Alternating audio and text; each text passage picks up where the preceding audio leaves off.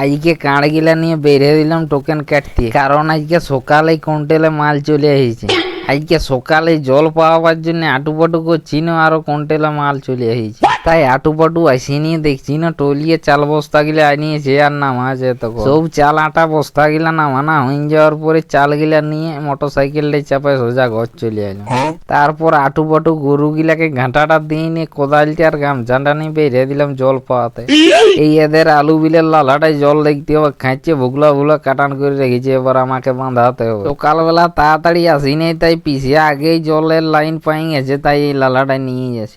পিছিয়ে পাওয়াতে হইলো তখন দেখছি না এই ধারে কাকুতে আলু কাটা হচ্ছে, তাই বসে বসে দেখতে লাগে। তারপর ঘরে যাই জুতটি করে চানটা করে নিয়ে ছাটের তরকারি আর কফি ভাজা দিয়ে ভাতটা পুরো ধসাড়ে মারি খাইয়ে নিয়ে আসে দেখি পিসি আর এখনো পাওয়া হয়নি, বিলে হরবর। সকাল থেকে হরবর হওয়ার পরে এখন জলের লাইনটা পাতেই দিলাম হড়িয়া করে লালাটাই ছাড়িয়ে। জল পাওয়ানা হয়ে যেতে সন্ধ্যাবেলা মাংস পিঠাটা পুরো দোবাড়ে খাইয়ে নিয়ে ভিডিওটা শেষ করে দিলাম।